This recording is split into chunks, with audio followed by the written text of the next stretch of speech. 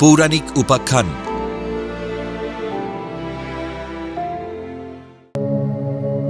শকুন্তলা কে ছিলেন? রাজা দুষ্মন্তের সাথে পুনর্মিলন হল কিভাবে? শকুন্তলা হিন্দু পুরাণে বর্ণিত ঋষি বিশ্বামিত্র ও অপ্সরা মেনকার কন্যা, যিনি ঋষি কর্ণের আশ্রমে লালিত পালিত হয়েছিলেন। তিনি হস্তিনাপুরের রাজা দুষ্মন্তের স্ত্রী এবং সম্রাট ভরতের মা। তিনি একজন ব্যক্তিত্বময়ী ও শান্ত প্রকৃতির নারী ছিলেন। শকুন্তলার কিভাবে জন্ম হল? ঋষি বিশ্বামিত্রের কঠোর তপস্যা ভঙ্গ করতে দেবরাজ ইন্দ্র মেনকাকে পাঠান। কারণ বিশ্বামিত্রের প্রচণ্ড শক্তিতে ভীত হয়ে দেবরাজ ইন্দ্র মনে করেছিলেন এই তপস্যা তাকে স্বর্গের অধিকারী করে তুলবে।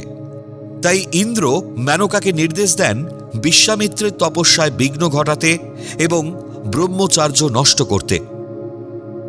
মেনকা তার নৃত্য ও সৌন্দর্যের মাধ্যমে বিশ্বামিত্রের ধ্যান ভাঙাতে সফল হন। মেনকার সাথে দীর্ঘ 10 বছর অবস্থানের ফলে বিশ্বামিত্রের ব্রহ্মর্ষি হওয়ার তপস্যা বিঘ্নিত হয়। মহর্ষি বিশ্বামিত্র ও স্বর্গীয় অপ্সরা মেনকার মিলনে শকুন্তলার জন্ম হয়। দেবরাজ ইন্দ্রের নির্দেশে মেনকা বিশ্বামিত্রের কঠোর তপস্যা ভঙ্গ করতে মর্তে এসে সফল হন। বিশ্বামিত্র মেনকার প্রতি আসক্ত হয়ে তপস্যায় বিঘ্ন ঘটার পর ক্রুদ্ধ হয়ে মা ও সন্তানকে ত্যাগ করেন। জন্মের পর মেনকাও শিশু কন্যাটিকে বনের মধ্যে পরিত্যাগ করে স্বর্গে ফিরে যান। পরিত্যক্ত শিশুটিকে বনে শকুন্ত নামক পাখিরা ঘিরে রেখেছিল, তাই তার নাম শকুন্তলা হয়।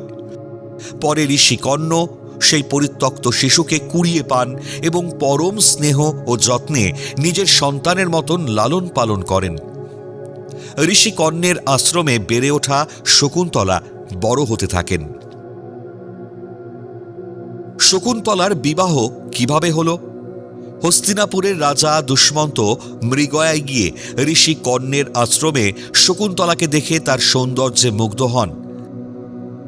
দুষ্মন্ত শকুন্তলাকে বিবাহের প্রস্তাব দেন এবং শকুন্তলা এই শর্তে রাজি হন যে তাদের পুত্রই হবে হস্তিনাপুরের পরবর্তী রাজা।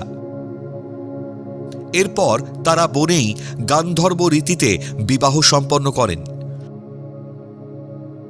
বিবাহের পর রাজা দুষ্মন্ত শকুন্তলাকে একটি রাজকীয় আংটি উপহার দেন এবং পরে তাকে রাজপ্রাসাদে নিয়ে যাওয়ার প্রতিশ্রুতি দিয়ে রাজধানীতে ফিরে যান। দুর্বাসা মুনির অভিশাপের ফলে কি হয়েছিল? মহাভারত অনুযায়ী ঋষি দুর্বাসার অভিশাপের কারণে রাজা দুষ্মন্ত শকুন্তলাকে ভুলে গিয়েছিলেন।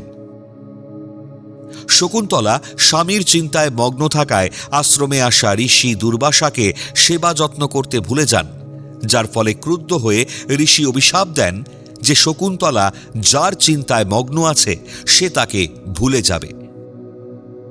শকুন্তলার সখী অনুসূয়া অনুনয় বিনয় করলে ঋষি জানান, কোনো অভিজ্ঞান বা স্মারক চিহ্ন বা আংটি দেখালে রাজা আবার সব মনে করতে পারবেন। দীর্ঘদিন পর রাজধানীতে যাওয়ার পথে শচীতীর্থে স্নান করার সময় শকুন্তলার আঙুল থেকে সেই আংটি জলে পড়ে যায় এবং একটি মাছ সেটি গিলে ফেলে।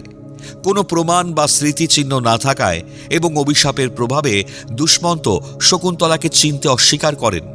পরবর্তীকালে এক জেলে সেই মাছটির পেট থেকে আংটি উদ্ধার করে রাজার কাছে আনলে আংটিটি দেখার পর দুষ্মন্তের সব মনে পড়ে যায়।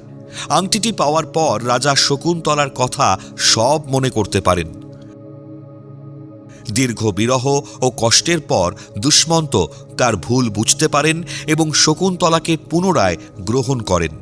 শর্ত অনুযায়ী শকুন্তলা ও দুষ্মন্তের পুত্র ভরত হলেন হস্তিনাপুরের পরবর্তী রাজা। রাজা ভরত ছিলেন কুরু বংশের পূর্বপুরুষ।